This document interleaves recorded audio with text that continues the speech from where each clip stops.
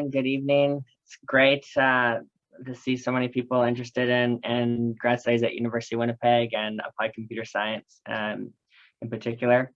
And thank you to all those people that it's around 6 p.m. or later that are attending. It's wonderful to have so many people here. So we're going to start by diving right into the different options that you have when if you decide to pursue graduate studies at the University of Winnipeg. We offer two different streams or two different programs. There's a course-based program and a thesis-based program. And you can see the requirements here. The course-based program is, as the name suggests, is just focused on taking a certain number of courses. So for those of you who aren't familiar with the university system, typically, well, all of our graduate courses are 3 credit hours. So when we say 21 credit hours at the 7,000 level, we're talking about 7 courses. And when we say 9 credit hours at the 4,000 level, we're talking about 3 courses. So in total, you're doing 30 credit hours or 10 courses. In the thesis-based stream, we have 12 credit hours at the 7,000 level or 4 courses, and you're also required to complete a graduate thesis. So we'll talk more in the presentation about ideal candidates that we are looking for in our program. But often what we do with the course-based program is we accept students that have indicated that they're interested in the course-based program, but could possibly switch to the thesis-based. And so not always, but we're always, often we're looking for students that have applied for the course-based program, but might make great thesis-based students if they come here and see the research of the faculty members and see what they're doing. For thesis-based students that apply as thesis, we recommend that you contact a supervisor ahead of time, but some students just aren't able to make contact or just haven't been able to do it for a number of reasons.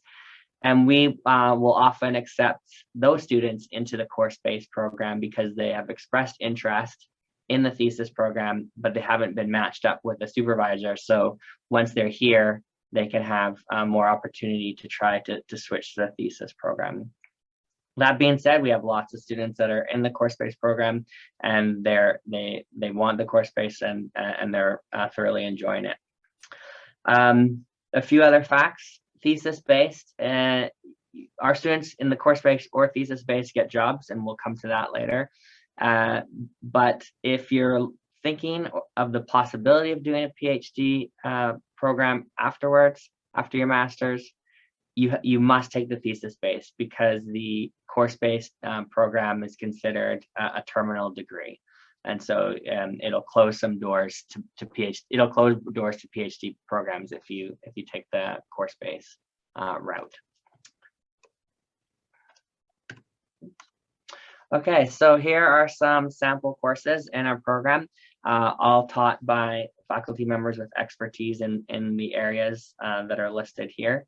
In the next couple of slides, I'll just dive a little deeper into one of the courses that I teach and one of the courses that my colleague teaches that I'm familiar with. And those are applied parallel programming and advanced machine learning. But other areas that we listed here, advanced data structures and algorithms, it's actually a pretty popular course because students come here and they want to refine some of their development skills.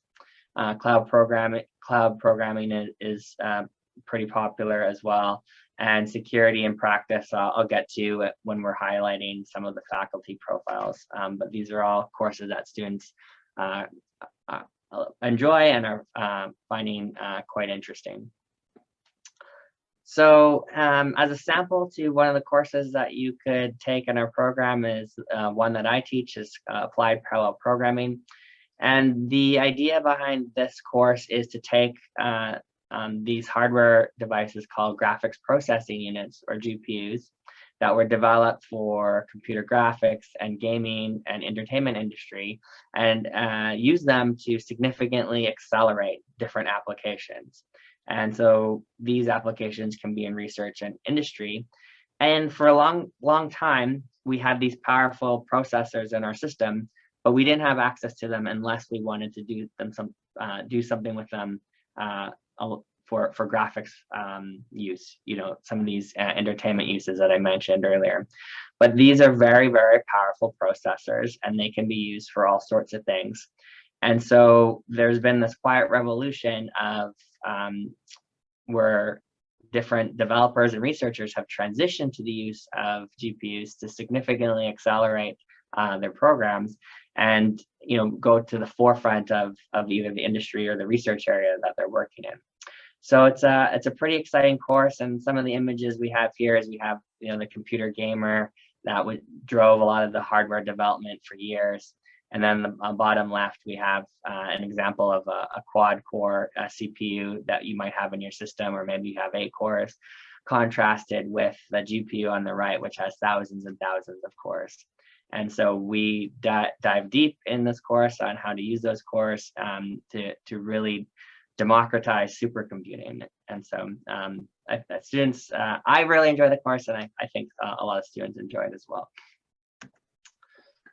Another popular course in our program is machine learning. As a lot of people probably are aware that the world changed in 2012 thanks to some Canadian researchers, combination of the GPUs that I mentioned on the previous slide, large labeled data sets, and these very powerful deep neural networks allow machine learning to just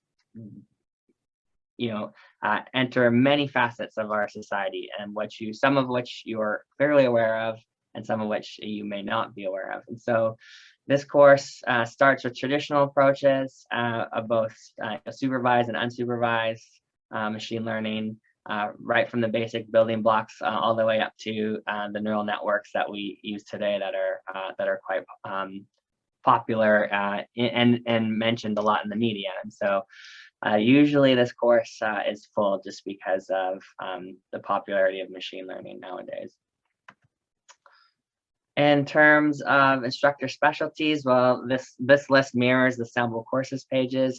There's a lot of intersection here, but we have faculty members that are experts in algorithms and complexity, cloud computing, computational intelligence, computer vision, data warehousing, and cyber physical systems. Our instructors have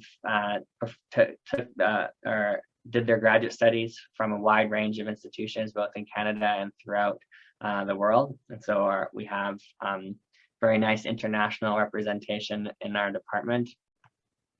And so here I'll just give a brief preview of some of the faculty members in our department that you may want to study under or contact them as a potential master supervisor. And this is an excerpt from a much longer presentation where each faculty member has a video that can play and introducing their research. So Dr. Camerlinga, shown here, is the chair of our department, and his research area is complex systems. And so this is an exciting area of research where you look at different types of swarm behavior or different types of complex systems where emergent behavior comes out of that systems just due to the complexity and the interactions of individual agents. And so, very popular examples could be, a swarm of ants or beehive, these sorts of things. And Dr. Camerlinga takes that type of theory and applies it to a lot of different types of research, and one of them is health informatics. Dr. Adeo has recently joined our department, and she's in an exciting area of research, mostly focused on digital forensics and cybersecurity. And so you may be aware of the field of forensics. It's a very old field, and it goes back a long time. And with more and more of our society over the years going online and digital, there's a need for forensics in the digital realm in order to try to solve crimes that were committed solely using technology or mostly using technology. the criminals leave traces and evidence in their past, just like is done if you committed a physical crime. And so her work is trying to develop new ways to uncover that evidence and to help law enforcement make their case against people that have committed crimes. Oh, sorry, that was one of the videos that I was talking about. Dr. Umatra has just also recently joined our program, and so him and Dr. Adeo are looking for bright new students that can join the program. His particular research area is in networking and communication, and he's keen to accept students. So if that's an area of interest for you, you can reach out to him and start working on an application with him. Myself, I work in a lot of different areas, but in the, I guess, the last few years, the main focus has been on graphics processing units and general purpose computing, which is the computational engine that drives machine learning. And so within those areas, it's kept me very busy. And one of them is a project in the realm of digital agriculture.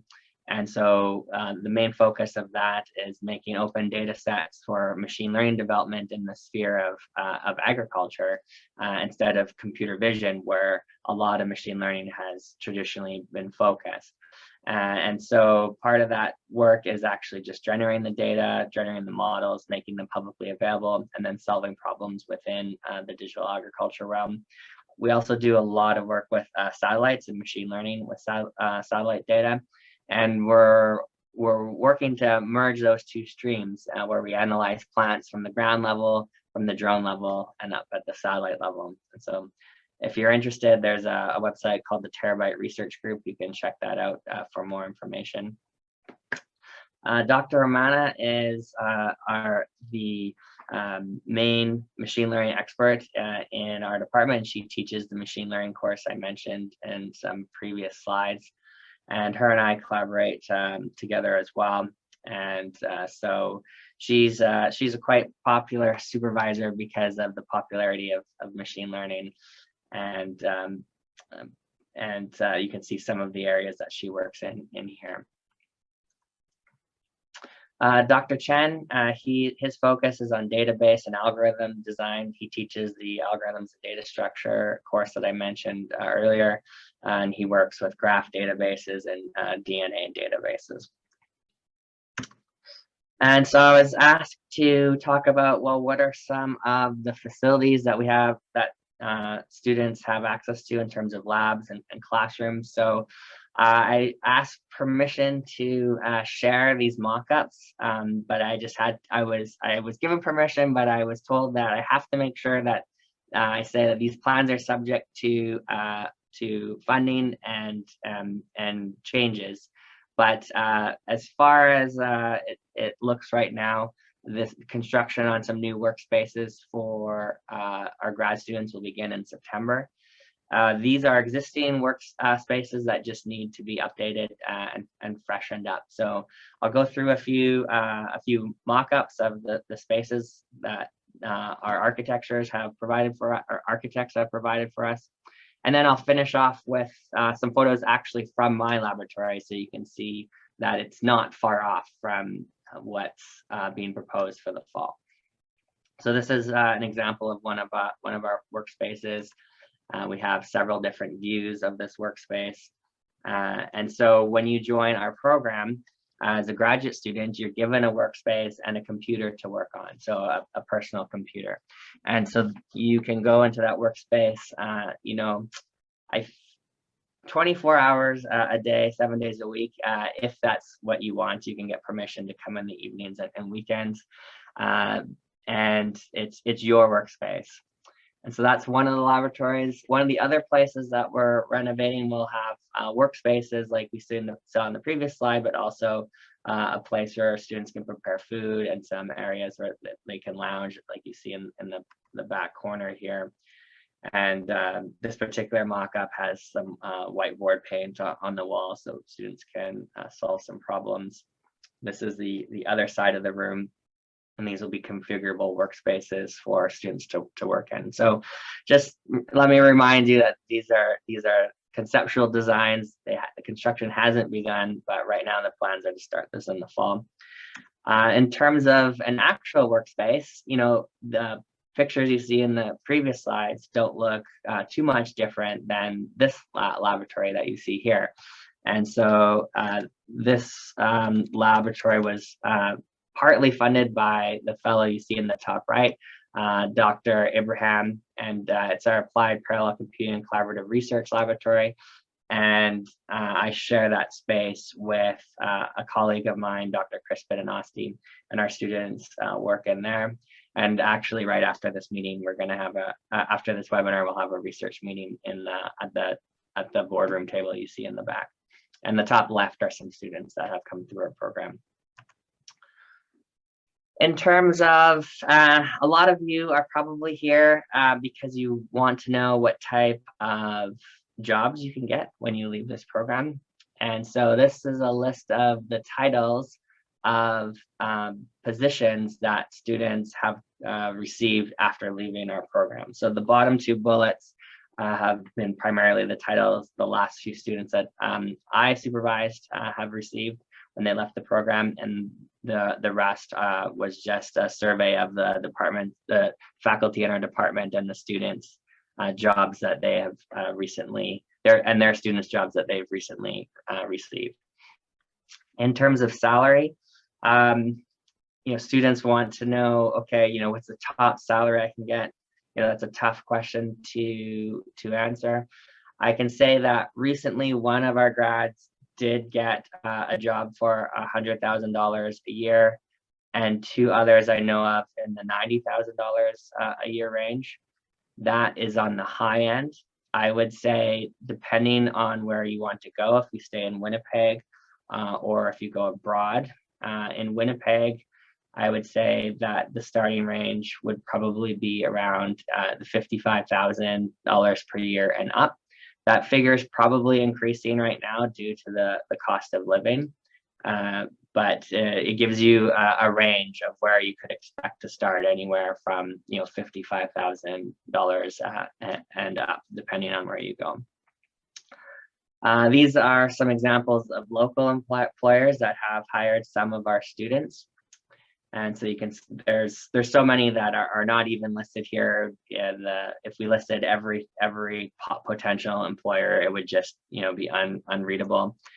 And then we also have students that go to some big companies that you are probably well aware of. So for instance, Facebook, we have a student that had 3 interviews there, and some of these other companies our students could work at and have worked at. So those are other opportunities available for you if you join our program. Okay, in terms of admission requirements, these are posted online. These are the minimum requirements. I would say that you want to be well above the minimum. Our program is very oversubscribed. There's just a limited number of spots, and we typically have anywhere from 7 to 9, maybe 7 to 10 applications per available spot in our program. So if you're trying to judge whether or not you should apply, you can always contact myself, but just know that these are the minimum admission requirements. And these in the top right are actually all grad students from our program, some of the original grad students when the program was first introduced, if I remember correctly. But what are we looking for in the ideal candidate? Mathematical aptitude. So if you have a strong math background, it's, and not say it's essential, but it definitely helps, because a lot of graduate work in applied computer science is application of theoretical concepts. So they could be some type of algorithm, they could be some type of mathematical theory, theory from physics or other math-based disciplines. And you need to take that theory, you need to understand it, and you need to write it in code. So that's why there's a big or between mathematical aptitude and scientific computing. We really want to see that you have some sort of experience taking, scientific concepts, theoretical concepts, and implementing that in computer code. And so that goes hand in hand with development experience. We really want strong developers. Okay, and a lot of people come with us, to us with web application development experience, which is great. You're great developers, but you also need to be able to take these these scientific concepts, these theoretical concepts, and implement it. So we're really looking for a blend of people that have this mathematical background. It doesn't have to be just mathematics, it can be physics or any type of mathematical theory background, and coupled with development experience. For students that are international, I often get a question that once students apply to the program, what can they work on? And the answer would be on their English language skills. So if you go into the thesis program or the course-based program, you need to do a lot of writing. Each graduate course has a project with a written report that's required to go with that project. So if you're in the course-based program, you're looking at least 7 major projects, maybe more depending on the 4,000 level courses. If you're a thesis student, you're going to have to write a thesis. And so the stronger your skills are in your stronger your writing skills are and your overall English language skills, the less difficult that thesis writing process is going to be. And then the last thing is you need to be self-motivated. If this doesn't interest you, if your topic doesn't interest you, you're not going to be as successful or successful, period. This program is self-motivated, right? You have a supervisor who's checking in on your progress, but it's not an undergraduate degree. You're expected to be a mature student who's going to carry your work forward. So you have to want to be here and you have to be excited to be here. And if you're not, it's going to be difficult no matter what. There'll be highs and lows. But if you're not self-motivated and want to be here, it becomes even more difficult for you. In terms of supporting documentation, I believe this is also all available online. So I get a lot of questions about what sort of documentation is required when you apply. So we can just have copies of your transcripts. If and when you are accepted and you arrive here, then you have to show us your official proof. Okay, but just to apply, we can have scanned copies. We want a CV. We want a statement of interest or a research proposal, depending on if you're applying for course-based or research-based. And that actually helps us judge. One of the things it does is helps judge your interest, but also your ability to write in English. And then proof of English language requirements, and 2 letters of reference. And the last slide here before we pass it on is the application process. So we have 2 deadlines, February 1st if you want to start in the fall, July 1st if you want to start in the winter, which Michaela mentioned is 2 or 3 days from now. So once you apply, the application is evaluated to see if it's complete. Once complete, it's passed to us. And then we review those applications and rank them. Once they're reviewed and ranked, a letter of offer goes out to you. And that's when you start the process of coming to University of Winnipeg for your grad studies. I think that was around 20 minutes or so. Hopefully I didn't take up too much time, and I'll pass it over to Michaela. Thank you, Dr. Henry. No, you're quite early. So I do want to invite Habib and Amana as recent graduates and 2 successful graduates of the MSc ACS program, and also recommended by your professor, Dr. Henry.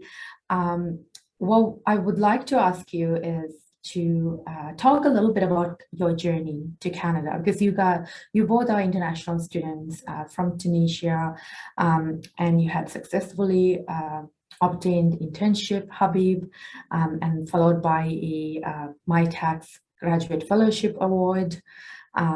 And how did that journey, worked out? And what was your experience at the University of Winnipeg? And what it takes to be a successful student through your within your program?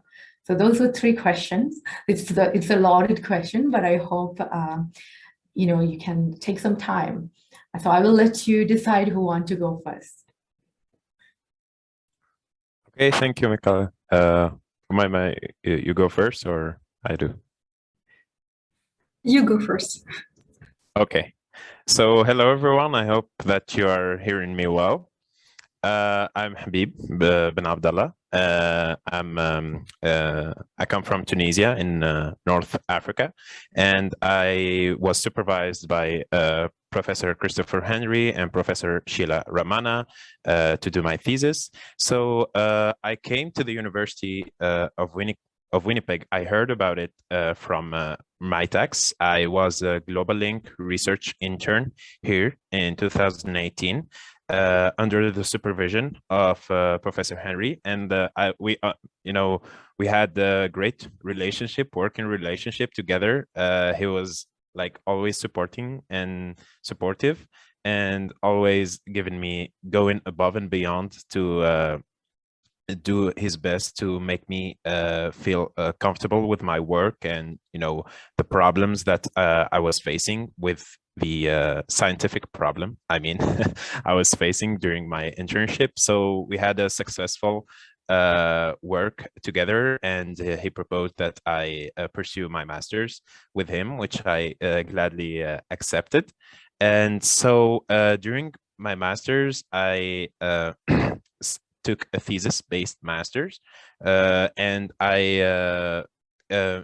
midway I was also co-supervised by Professor Sheila Ramana, and we wrote 3 papers, journal papers together to kind of highlight the results of our research work. So I want to tell you that undergrad and masters are very different. So in undergrad, you would have honed your skills in programming, developing, but in masters, you'll not be like, the priority is not being a developer or a programmer, you'll be a scientist. So scientists need to have critical thinking of everything.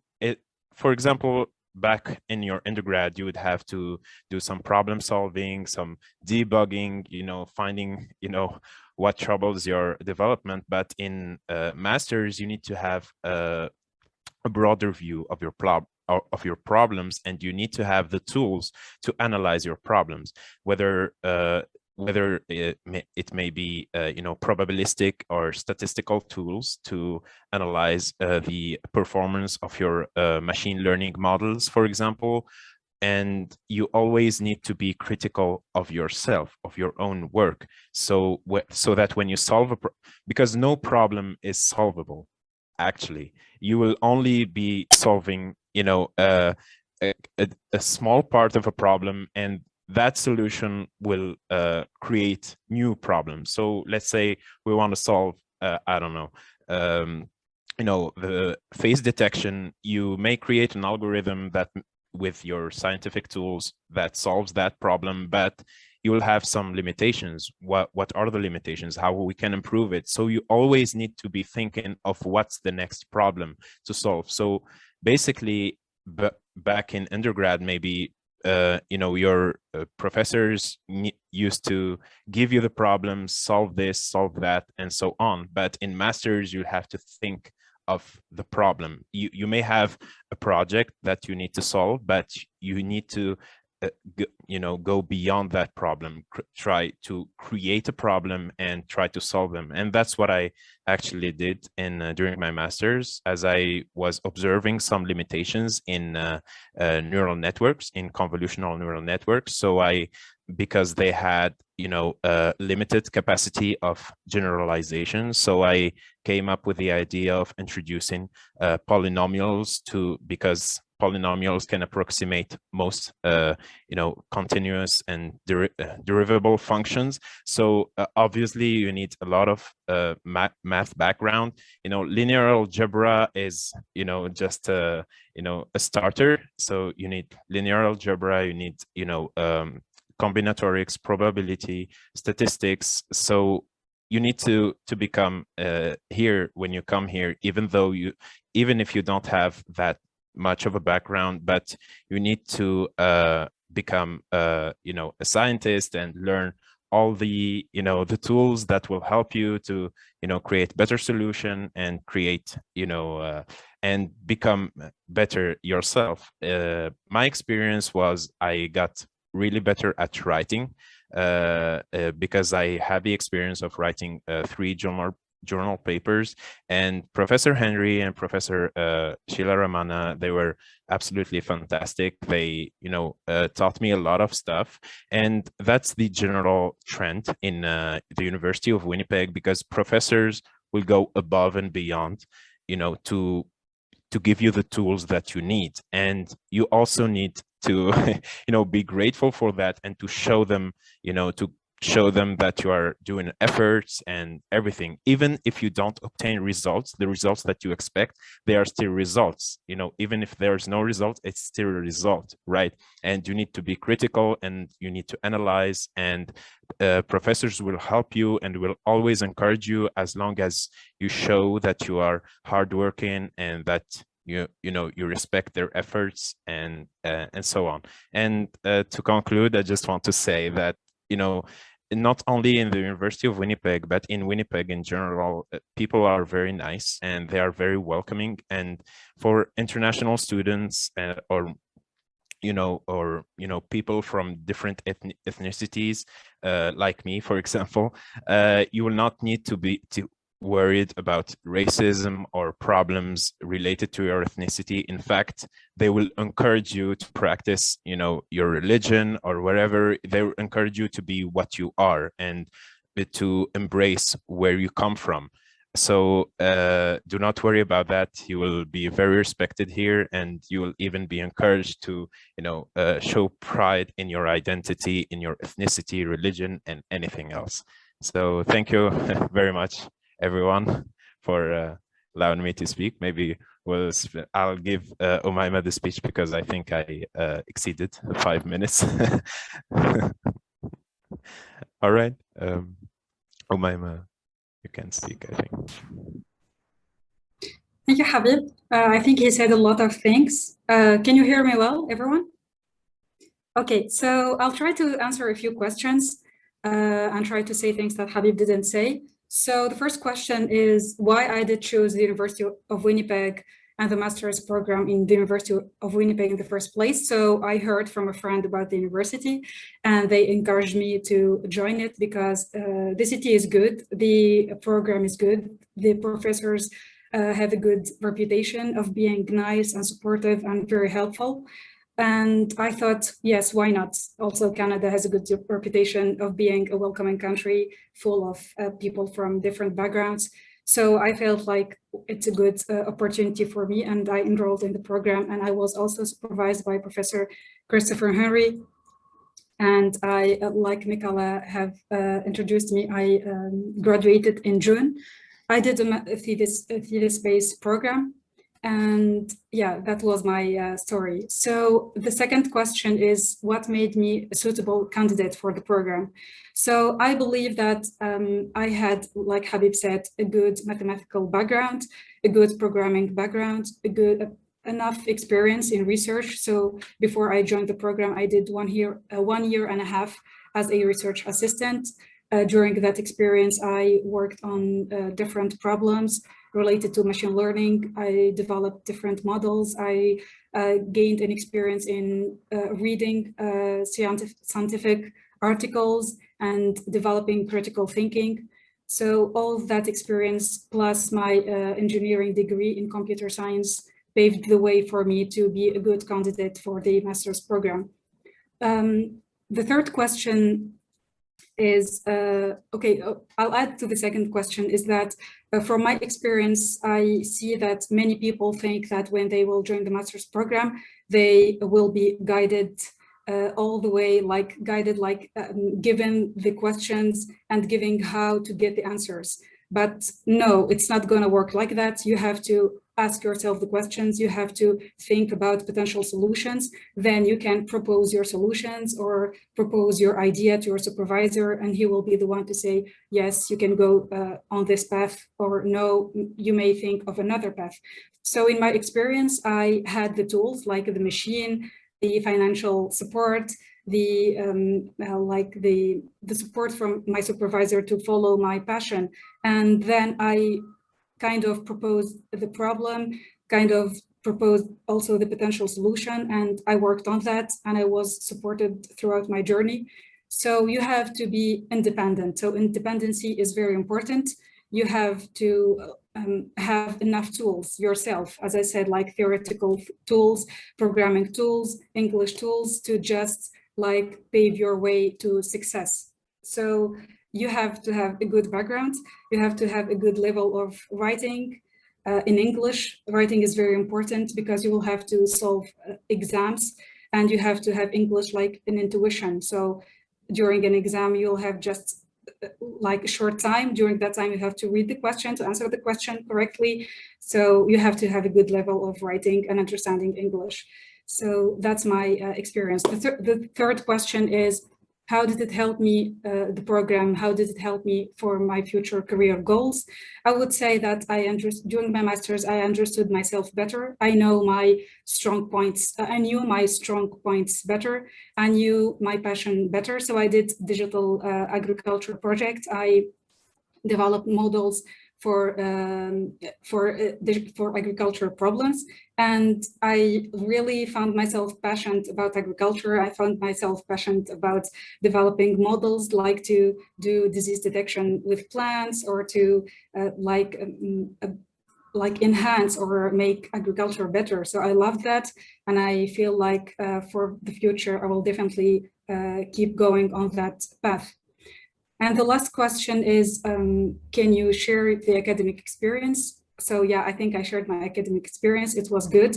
You have to be very hardworking. So you have to be ready to work 7 hours a day, because in class, the teachers are great. They are very great. They give you enough material to learn, but you also have to be, as I said, independent, and you have to go beyond the class materials. You have to know how to do research on your own, to find the right books, to find the right articles, to learn more on your own. So you have to be ready to like be independent. Like, okay, you can be content with what's given in class, but that's not enough. If you want to be an A+ student, if you want to have a great thesis, if you want to have a great future, you have to work really hard and be appreciative of the opportunities you get.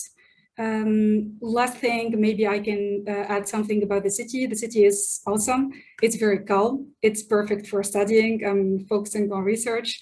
It's a little bit cold in winter. It maybe get a little depressing for people coming from hot countries, but you have to get accustomed to it and handle well stress and weather. So you have to be tough, not tough, but you have to be ready to handle stress, because especially for international students, sometimes it can get like hard to be far from your country and your family, but you have to be ready to endure that. And do not worry, everyone is very kind, everyone is very supportive, your supervisors will be very understanding. So yeah, it's a balance. So you will have the right tools, the right assistance, but also you have to be an independent person, and you have to be ready to go through this experience. It's a great experience overall, and I'm very thankful for the opportunity I got, and I'm looking forward to my future. So I wish everyone a good future, a bright future, and good luck with your next endeavors. Thank you very much.